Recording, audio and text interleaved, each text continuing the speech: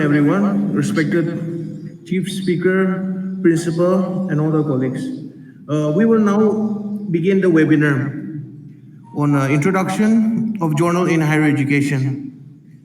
In our midst, we have a very prominent computer science maestro. We have Associate Professor Dr. S. Pradeep Kumar Kenny, HOD, Department of Computer Science, St. Joseph University. Now, for the welcome speech, I now give time to our Dr. Behra. Yeah, good afternoon to all of you. First of all, I wanted to welcome the HOD of Computer Department, Dr. Pradeep Kumar Kenny, who is our resource person for this afternoon, especially regarding the journal. Besides that, I also welcome Dr. Mercy, who is the HOD of Mathematics Department from St. Joseph University. And besides that, we have number of teachers here. Let me introduce. We have HOD from History Department, Meano Odio. Then we have HOD Commerce Department, Imsulemla Imsong.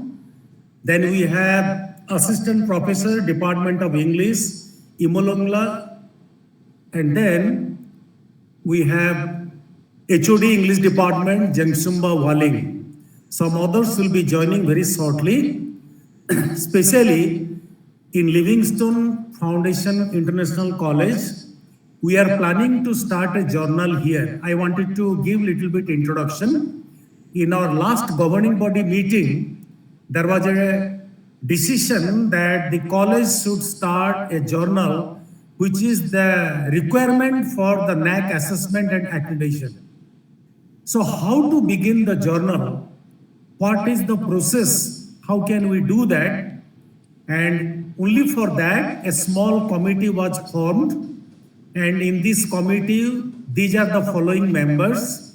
Jemsumba Waling, HOD, Department of English. Then Imolungla Pongen, Assistant Professor, Department of English. Then we have also with us Amos P., who is the librarian.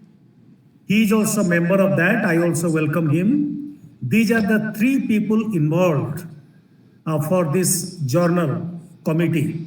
Besides that, we have from the management, we have the director from the Livingstone Foundation International, Mrs. Anis, she is also there. But because of her busy schedule, she was not able to join this afternoon program. So I welcome all of you here, and especially I wanted to welcome Dr. Pradeep Kumar Kenny, HOD Department of Computer Science, to be the resource person for this kind of webinar. Thank you very much. Okay, thank you, Sir Behra. Now, without further ado, I give time to Dr. Kenny for the lecture and the presentation. Thank you, one and all. Respected Principal of Livingstone College, Dr. R.K. Begra sir, learned faculty members and the management of Livingstone College, good afternoon to all of you. First of all, am I audible? Yes. Yes. And all of you, can you see my screen? Yes, sir, we can see it. So first of all, thank you for this wonderful opportunity to give a talk on this particular topic. Actually, it was Begra sir who actually encouraged us to start a journal over here when it was not decided by the management. Prior to that, we actually started over here. So sir's contribution is immense. So the topic of the webinar is Introduction of Journal in Higher Education. Myself, I am Dr. S. Pradeep Mahani, Associate Professor and Head of the Department of Computer Science from St. Joseph University. Let us begin by finding out what actually a journal means. So we have newspaper, we have magazines, and anything that deals with a particular subject or any professional activity that you can term as a journal. So mostly it's about research, and those research articles the research pertains to a particular field and the articles are written by experts like scientists or academicians or those kind of people, and it's not meant for general readers. It's just meant for the people of a particular discipline or particular subject. So that's where the journal comes. Now when you talk about journals, there are two types of journal, normally national and international. Now over the years, due to the advent of the computers and internet by and large, there's no more geographical restrictions to say that this is international or national. Obviously everything can be now, even national journals like Indian journals, someone from US can access it. So how do you define what is a national and what is an international journal? So that is a conundrum that is going on now. So how do you define a national and international? So previously it was based, like for example in India means it's okay, if it's within a particular geographical country you call it national, but if it goes beyond the boundary you call it as international. There was only loose definitions but not a concrete one. But nowadays some of them have researched what should be a criteria for an international, or when you call an international journal an international journal, so what are the criteria that has to be there? So basically when you talk about international journal, the primary thing is that 25% of the editorial board or the editors, the assistant editors should reside or should be employed outside the country of publication. So for example, India means at least 25. So we have about 100 people in the editorial board, 25 should be from other country. So for example, you're having 30 means in that 25%. So likewise you have to divide. So that is one criteria, or 1/3 of the total number of papers that are being published has to come from outside the country, or 50% of the total subscription. So if you're having a subscribed journal, you are getting some amount, that means the subscriptions should be from outside. Like Reader's Digest is a they pay a subscription to get Reader's Digest. So that kind of thing, if you are subscribing, then 50% of the subscribers should be from outside the country. This is criteria 1. Then the second criteria that normally most people nowadays refer is that the research work, how far it has been accepted, how far it has been cited. So how many people are referring your particular work and how many people are citing that in their particular work. So that is another criteria that is normally used nowadays. Then indexing, I'll come to later what is meant by indexing and all those things. But when the journal is being indexed by a international organization, like for example Thomson Reuters or Scopus or PubMed, something like that, then you call it as an international journal. Normally international journal, what we refer is Springer, IEEE, those kind of journals, Elsevier. These kind of journals we normally associate it as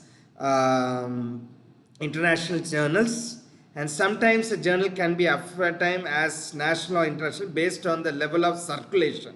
So whether it is being circulated just like a newspaper. For example, Eastern Mirror is a state paper where it is being circulated here. Like for example, Hindu if you take, or Indian Express is a national newspaper which has a pan-India reach.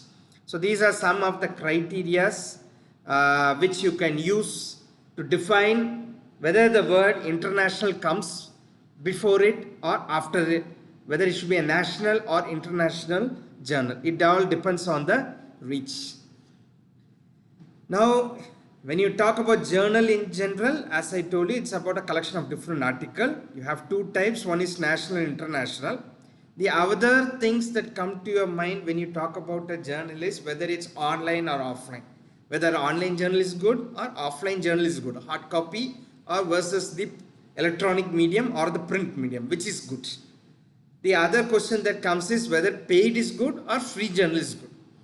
Now to be honest, some of the free journals are not so good and some of the paid journals are really very good. You have journals where you pay premium amount and yet they are having ranking in Thomson Reuters or something like that. So what defines a good journal, whether it should be online or offline or whether it should be a paid or a free journal. So how do you come to that particular conclusion? So that is where this particular term called as indexing comes in. So indexing is something that you use to determine the quality of a journal. So normally the index journal or peer reviewed journal, that's what you call in this research community. So they have a higher scientific acceptance and they have a pan global acceptance ratio. So if an article is more discoverable, it has a high reputation. That necessarily means that. So you go to Google Scholar, type a particular topic and you can see the popular journals come first and later on the other journals. So this indexing is normally indicative of quality of a particular journal.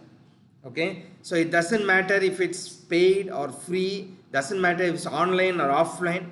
What determines a journal is often called indexing, or how well the quality of the journal is what matters more. Either you can have a national journal or you can have an international journal. Whatever it may be, the quality of that particular journal is what determines its longevity, its acceptance and its credibility. So everything comes on this particular one term called as indexing. Now, when you are going to establish a new journal, first of all you have to know what is a journal. So that's what I was telling up till now. So basic thing is that you have to know what is a national and international journal, what are the rules that if you want to be an international journal, offline, online, paid, free. These are different terms that come up with journals, but apart from that, the main thing is about its quality, that is indexing.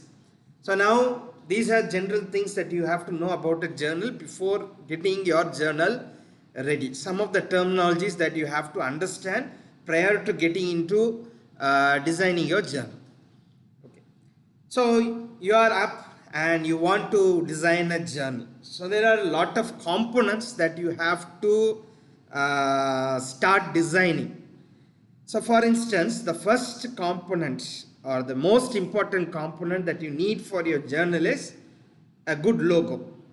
So mostly if you look at all journal houses or publication houses, they have a particular logo. Now any brand will have a logo with it. For example, you take an educational institution or you take a marketing company or you take the local panwala or someone, they will have a diagram indicating what the particular journal or everything means. So here I have a sample of the logo that we have designed. So just some terms or something you can put and design a very basic one. The next thing is that obviously choosing the name of your journal. So your journal is going to be a newborn baby. Obviously it needs a name to be called, and that's where the problem comes, because there are millions of journals all over the planet and you have to take care that your journal doesn't copy someone's or some other journal's name. Because for example, if you take the field of computing, you have International Journal of Computing, you have the International Journal of Communication, Engineering, like that. Most of them are almost same, right? So that is one thing that you have to come up. So that takes some time, about 2 weeks, to sit and finalize what will be the name of the journal. So it should be attractive, it should be eye-catching. At the same time, it shouldn't be repetitive or something. So there may be some lesser known journal residing in another country and you also putting the same name won't sit well. So you have to do some Google search, or especially Google Scholar search, or use multiple search engine like Bing or something to see if that particular thing gets a hit.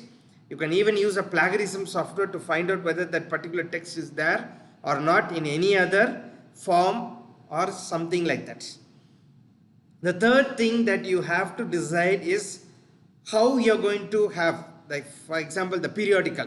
So are you going to have a monthly journal, or once in 2 months, or once in 3 months, or 6 months once, or you're going to have an annual journal? So what is the period of publication of your journal? So that is something that you have to come up.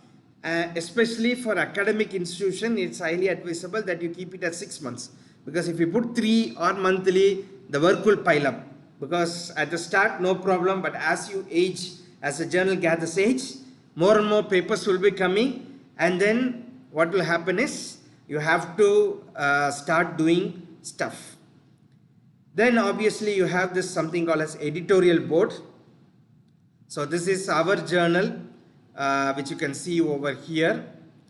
So here obviously we have a logo over here. The name of our journal which we designed is Global Journal of Applied Engineering in Computer Science and Mathematics. Of course, it's a joint venture by the Department of Computer Science and Mathematics. So you can see that these are the editorial boards. Obviously, since it's an academic based journal, what we have is the different different people, that is the people from the organization, we have their names, and then obviously you have the editors from in and around the country. So some of the, since it's an international journal, we need 5 minimum people from outside the country, so that with that their name, everything, these formats are already predefined.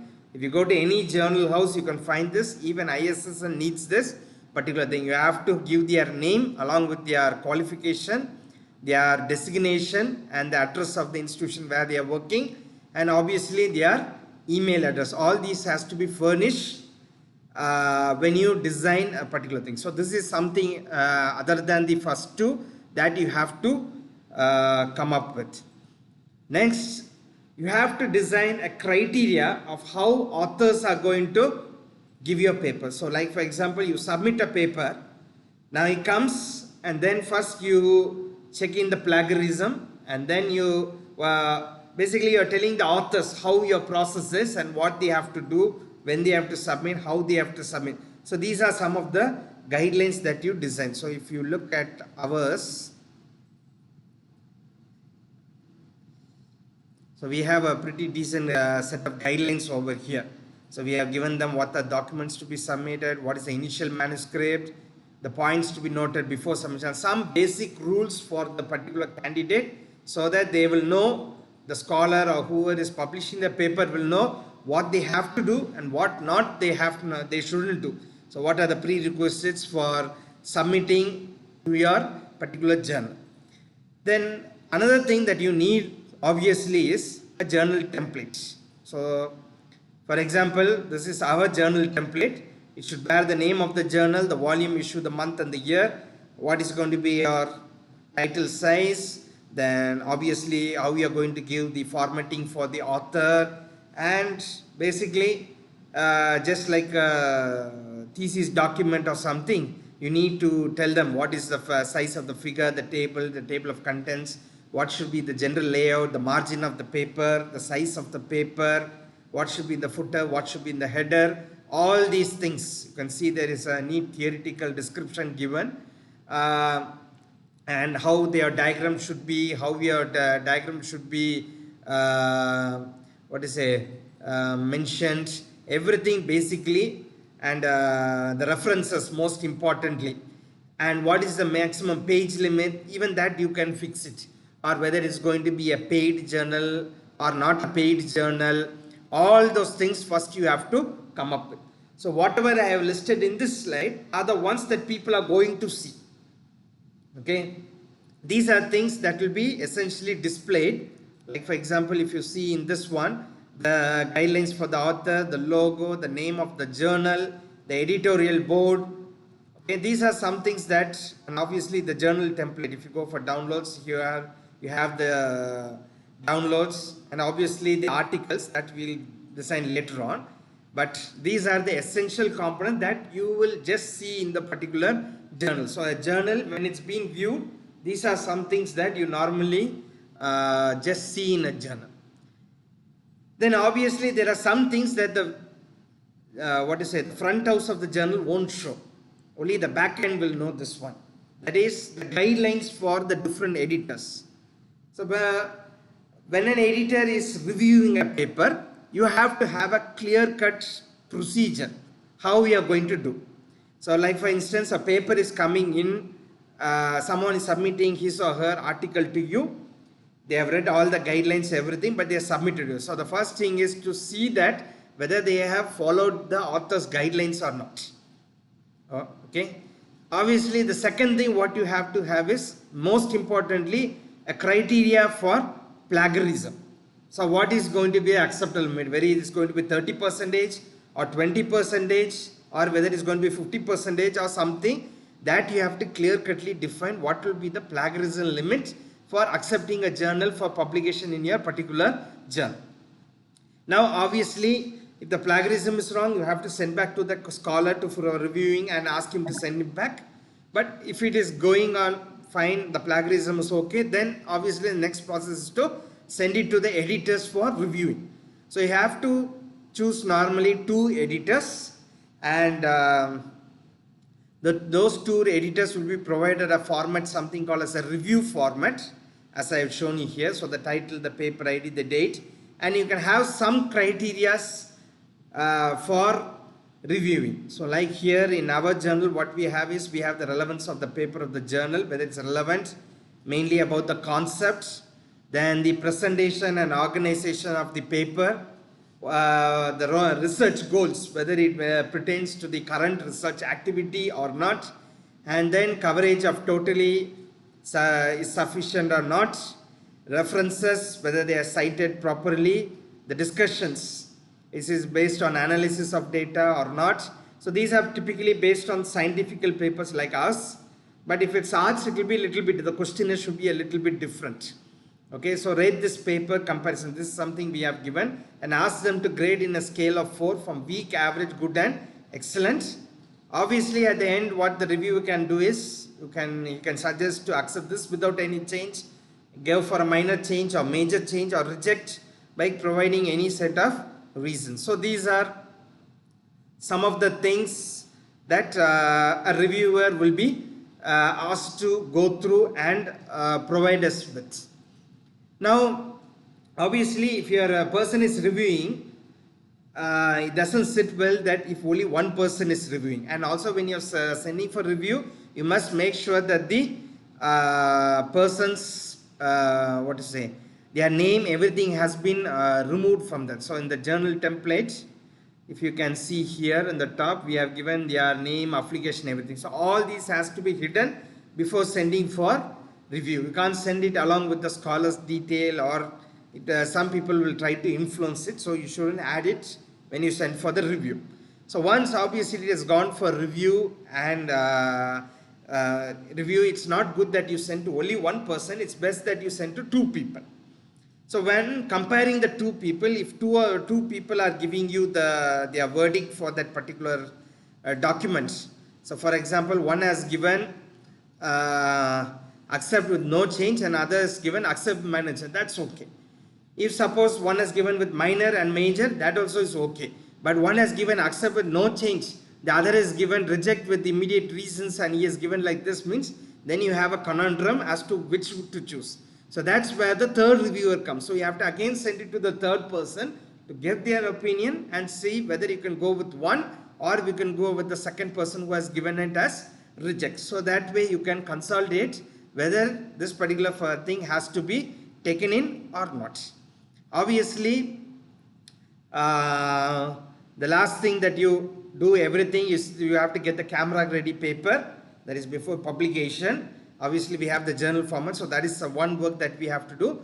And finally we get the copyright form with the title of the manuscript, name, some things. This is a copyright form that the authors have to sign and submit to us at the end. So all these are the procedures for reviewing. So as soon as the journal comes, you are going to, how you are going to take it to this entire process. So this entire process takes nearly 1 or 2 months, and wherever it goes and comes, you have to have a mechanism in place so that you can monitor that one. So maybe like a paper is coming, you can assign a unique code for that, or if a paper is coming, you can give it to one particular person, tell him to go and follow it to the entire process. You can do a n number of ways how you are going to have the procedure for this. So that clear-cut guideline for your own evaluation process you have to have. So 3 things importantly you should have. One is the guideline for the authors, the second is the guidelines for the editors, and thirdly you have to have a guideline for your own process. So these 3 things are invisible. That is, these are things that you have to sit with your committee or with your main committee and decide it. So once again, let me tell you, need a logo. Of course, you need to hire a designer or someone to do that. You have to coin a name for your journal. Then decide whether it is going to be periodical so that your workload also can be managed. You have to select a prominent editorial board with professors.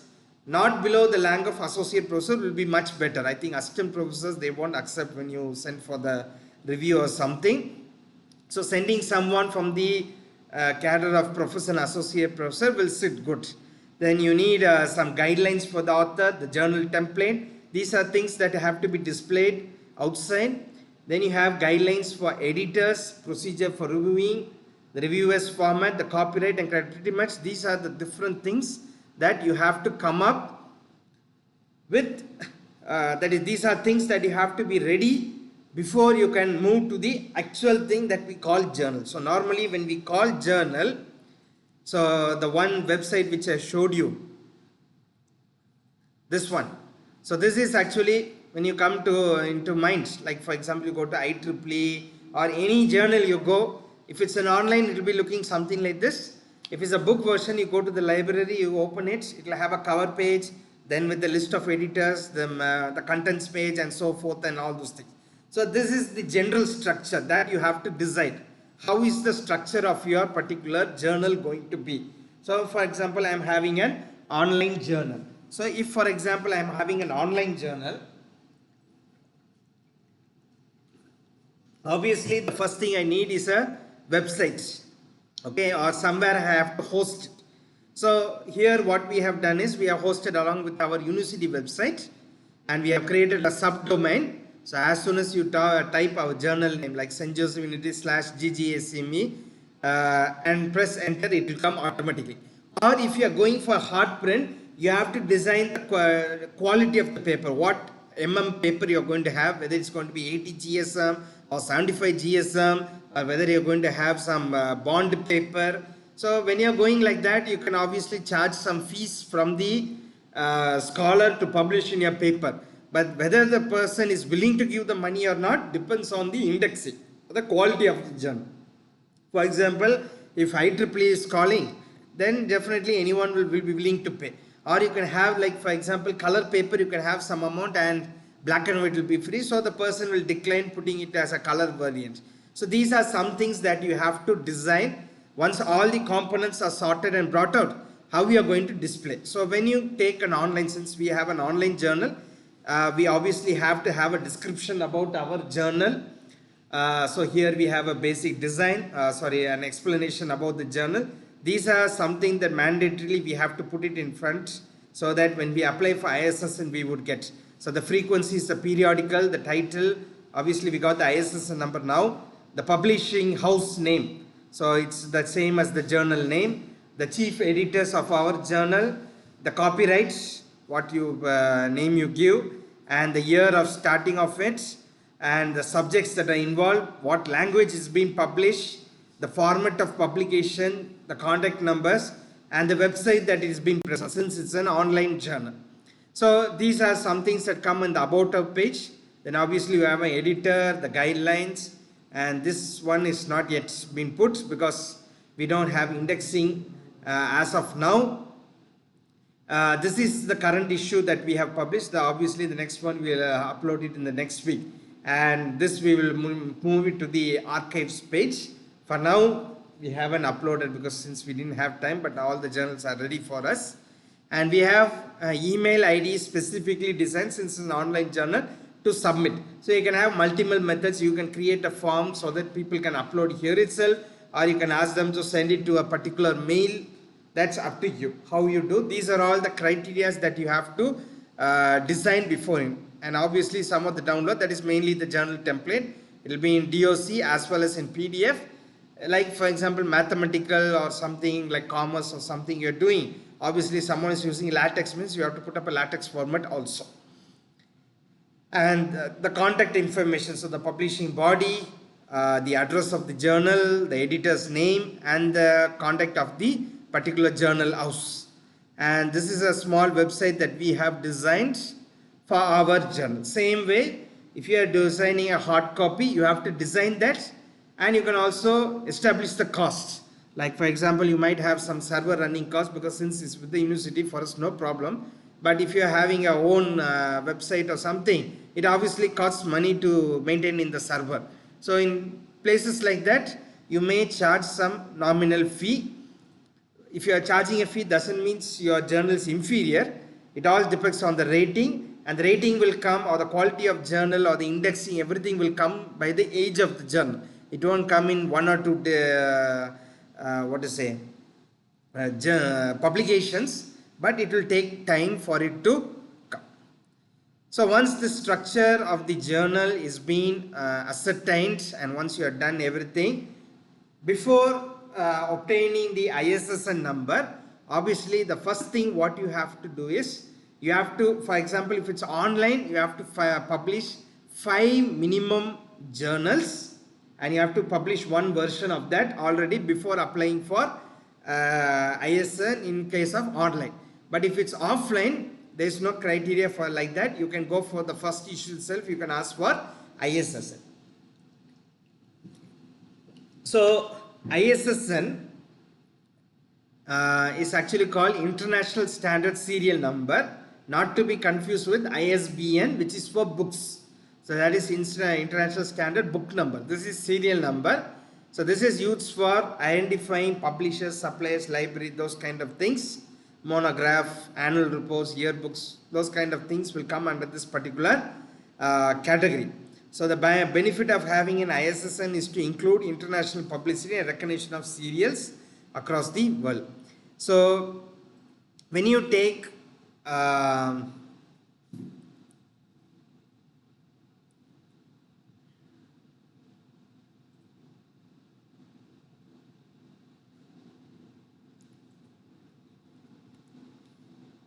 so this National Science Library, it has a website. So you can see here, it comes clearly here, this National Science Library, that is NSL. That is the one that is providing the ISSN number.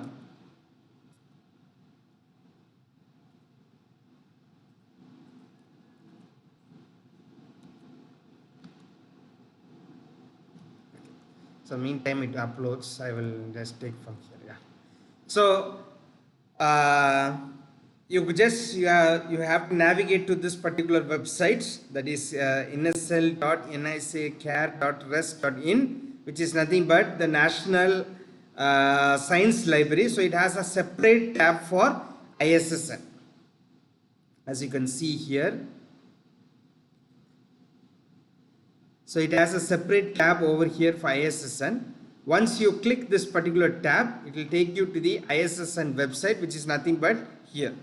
So this is International Standard Serial Number. You can see that there is a dedicated set of menus that are already being given for you to sit and apply. So you can see over here, this is the website of that ISSN, which comes under the National Science Library. So here it's given about ISSN, then apply online, application status, search ISSN, guidelines, and this. So now if you click this guidelines, you can see that pretty much they have given you clearly what you have to do. So if you can see here, it takes a minimum of 30 working days. It's obviously free of charge. Okay, so if you are giving any wrong request or something, your ISSN can be revoked. It's mandatory that you don't put any plagiarized articles inside that. Okay, and ISSN is only for publication belonging to print or electronic. That is, these categories only you can get it. You can't get it for books. Books means you have to go for ISBN, which is a separate process. So there is a clear definition here that they are given for print publication, how to obtain. Okay, so before the publication of the first issue of print, before release of the first serials, all possible information you can provide them. So the clear guideline for online, what you have to do, for offline, what you have to do. If it's a hard copy, everything is given here pretty much legitimately. And as I showed the different components, you can see that they have again asked here. So this is actually change of publisher, but if you look at the top also, it will be given the name, everything. So these are some of the important things that you have to note. Obviously the guideline is given here. Applying for ISSN is not a big process. Only thing what you have to do is you have to go over here and just click apply ISSN, and then you click this one. Obviously it will be asking you for you tell us about your journal, whether it's print version or online journal, or if you want to change the title, something like that you can give. Obviously the title, date, the frequency of the periodical, okay, then the publication format, whether it's going to be print or online, right, and what is obviously going to be the URL. If you need a username, password to enter that you have to provide. What is the subject area that is to be given, what is the language you are choosing, the details of the publication, any additional information, and then just click this one, I confirm to the above, and just click submit. So what it will do is it will generate a PDF which you obviously have to print, countersign, and send it to this address. So once you send it, obviously it will take 30 days. In between any queries, they will just contact you back to correct something, and you can track your application. That particular application which you generate will give you an application ID, and you can track using this one. Obviously once you have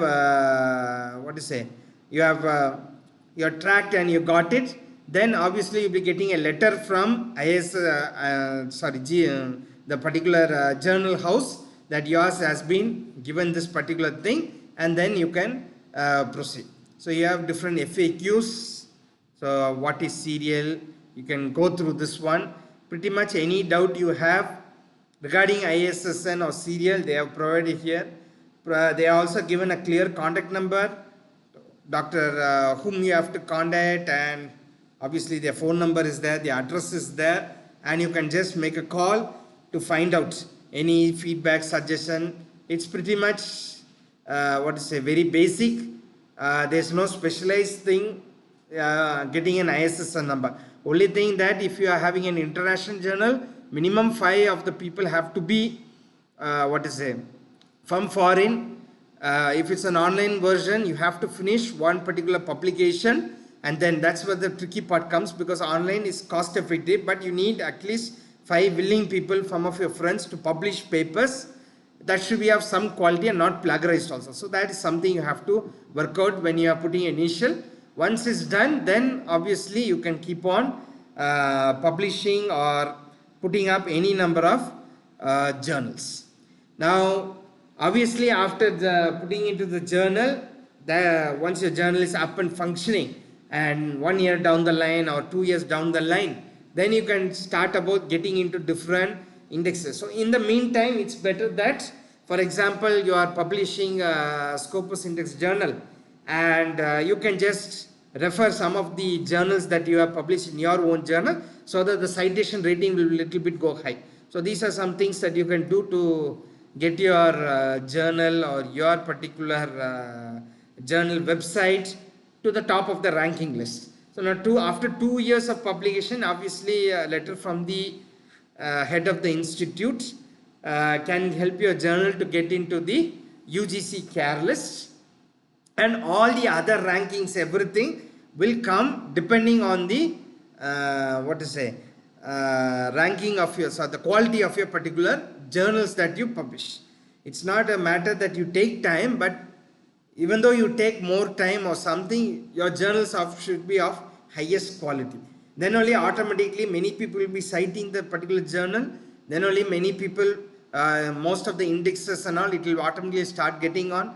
Many people from Research Index or Research Scholar, those kind of websites, when they are referring your paper, automatically the status of it also will be starting to go higher. When you get into Google Scholar, your paper has been referred, means over time it will automatically progress. But the quality of the journal has to be maintained. Also your journal should be continuously running for some quantum of time. So to summarize what I have told you, basically a journal, as you know, it's a collection of different articles. There are 2 types, national, international. These are the criteria that define whether you are having an international or national, online, offline, paid, free. All these are different terms, and based on convenience you can keep it. But what matters more is indexing, components of the journal is the logo, the name, the periodical, the editorial board, the guidelines for the authors, and the journal templates. Obviously, the different guidelines that you have to ready, the procedure for reviewing, the reviewer's format, the copyright, the criteria for plagiarism, and structure, how you are going to design the book, what size of paper you are going to have, whether you are going to have a A4 paper or A5 paper or letter paper, or what kind of basically paper you are going to have. Based on that only you have to design the formats, the journal template also. So these are all small things that you have to see. If it's an online display, how you are going to maintain it, who is the technical person who is to take care of that, because as you progress, more number of papers will be coming, so you have to manage your workload also. And obviously, after your first publication, in the case of online, or before the first itself, you can obtain an ISSN number by going to the National Science Library. Nowadays the process is completely online, so there's no hassle, anything. You just apply whatever they are asking into the web page, and obviously it will be providing all the details on how you have to do and what you have to do.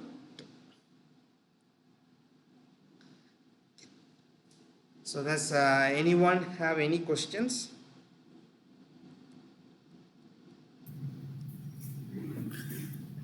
Yeah, faculty member, if there is any query, this is the best time. You can clarify doubts, especially Jamsumba, Imolongla, Yes, sir.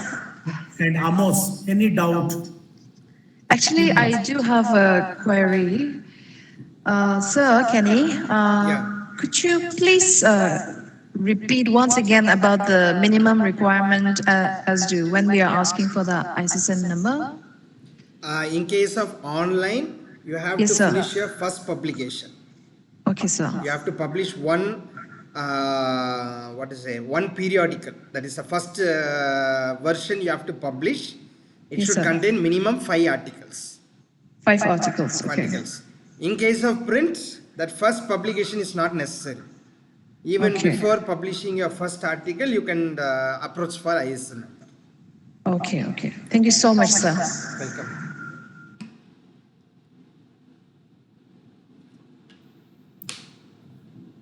Amos, any doubt, or any other faculty member, any doubt? Any clarification? No, sir. I think we are clear at the moment. So, thank you very much, sir.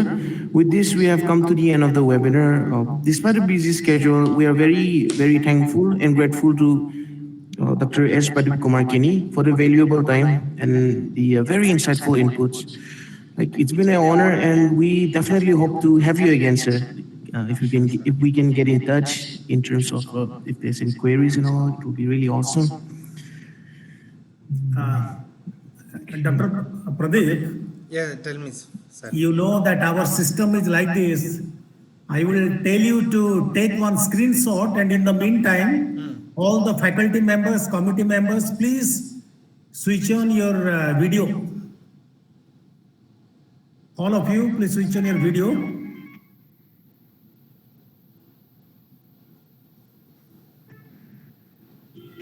Dr. Mercy. Dr. Mercy, please. Yes.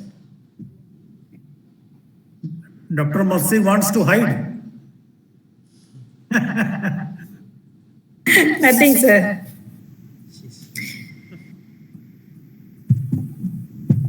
Dr. Kenny, is it okay? Yes. Okay.